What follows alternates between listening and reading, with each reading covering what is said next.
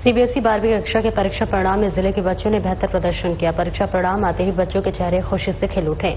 वहीं हजारीबाग की दीक्षिता सिंह ने विज्ञान संकाय से 97.8% अंक प्राप्त कर न केवल विद्यालय बल्कि पूरे हजारीबाग जिले में प्रथम स्थान प्राप्त किया। उनकी इस ऐतिहासिक सफलता पर विद्यालय प्रशासन, शिक्षकों, परिजनों और शुभचिंतकों ने उन्हें बधाई दी है।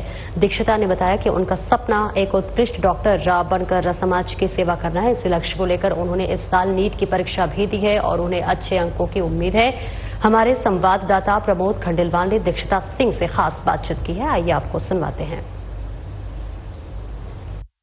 झारखंड की हजारीबाग की बात करें, आज हम ऐसे शख्सियत से बात कर रहे हैं जो एक बेहतर प्रदर्शन तो किया ही है, स्कूल के साथ साथ परिवार का भी नाम रोशन किए हैं। दीक्षिता सिंह, दीक्षिता की सबसे बड़े तो साधना प्लस न्यूज की पूरी टीम की तरफ से आपको ढेर सारी शुभकामनाएं और बधाइयां। इतना बेहतर प्रस्तुति, क्या कुछ राज है इसके पीछे? ये तो साल भर की सिर्फ मेहनत का नहीं, जब से मैंने पढ़ाई के तरफ मेरा एक अलग ही झुकाव रहा है शुरुआत से ही। उसके साथ साथ मैंने अलग अलग चीजों में भी बढ़ चढ़कर भाग लिया है और उसी सब मेहनत का फल मुझे शायद हमेशा से मिलते आ रहा है। और अगर मैं ये मेहनत जारी रखूं तो आगे मिलेगा। तो ये सब हमेशा डेडिकेशन से अपने काम को करते रहने का ही फल है। आगे क्या कुछ सोचा आपने? अभी मैंने तो डॉक्टर बनने का निर्णय लिया है और मैं चाहती हूँ कि मैं बड़ी होकर एक न्यूरो सर्जन बनूं और अपने देश में ही रहती अपने देश के लोगों की सेवा करूं। दीक्षिता जी, एक बड़ी बात होती है क्योंकि जिस स्टेट को आपने चुना तो उसमें बहुत से फैसिलिटीज होते हैं। किस तरह की सेवा आप करेंगे? जैसे कि मैंने कहा कि मैं न्यूरो सर्जन बनना चाहती हूँ और हमारे देश भारत में न्यूरो सर्जन की मतलब जितने भी डॉक्टर्स अच्छे होते हैं वो ज्यादातर अब्रॉड जाना पसंद करते हैं और हमारे देश में न्यूरो सर्जन की बहुत ज्यादा कमी है।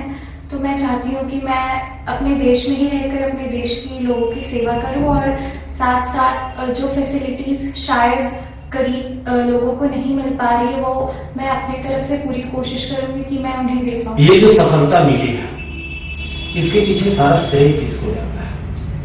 ये मेहनत तो सिर्फ मेरी ही नहीं है, साथ ही साथ मेरे माता पिता जो कि हमेशा मेरे साथ हर मोड़ पे खड़े रहे और उसके साथ साथ मेरे स्कूल टीचर्स और साथ साथ मैंने अन्य जगह में भी मतलब अपना बेस्ट देने का कोशिश किया। जैसे मैं एक एबेकस का भी भाग रही हूँ, वहाँ पे भी मैंने 3 से 4 साल का कोर्स किया था एबेकस का। तो उधर भी मतलब ये अगर एबेकस की अगर मैं बात करूं तो वहां से कितना कुछ सपोर्ट मिला आपको?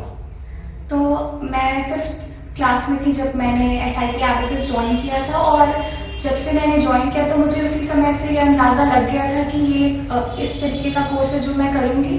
तो ये सिर्फ मेरे मैथ्स या फिर अरिथमेटिक कैलकुलेशन को ही तेज करने में या सुधारने में मदद नहीं करेगा, साथ ही साथ मेरी कंसंट्रेशन पावर को भी बढ़ाएगा और लाइक ये मेरे कंसंट्रेशन जो स्पैन होता है जैसे अगर बच्चे पढ़ने का भी होते हैं उसका भी एक रीजन होता है करवाने के पीछे।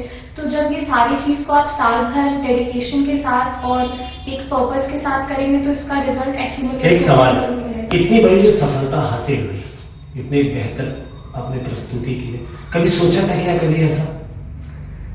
रिजल्ट के बारे में तो आज तक उतना नहीं सोचते बिकॉज कभी कभी होता है कि अगर आप बहुत ज्यादा मेहनत कर रहे हो और आपके मन अनुसार रिजल्ट ना मिले तो डिसहार्टनिंग भी हो जाता है। इसलिए मेरा हमेशा से फोकस रहता है कि मैं इस समय जो काम कर रही हूँ उसमें अपना 100% दूं ताकि आगे जाके रिग्रेट ना हो। बाकी अगर पूरे मेहनत के साथ और डेडिकेशन के साथ काम जवाब दीजिए कि जब अपना रिजल्ट आपने देखा होगा चाहे वो ऑनलाइन या कैसे भी आपने, कैसा लगा था उस वक्त आपको?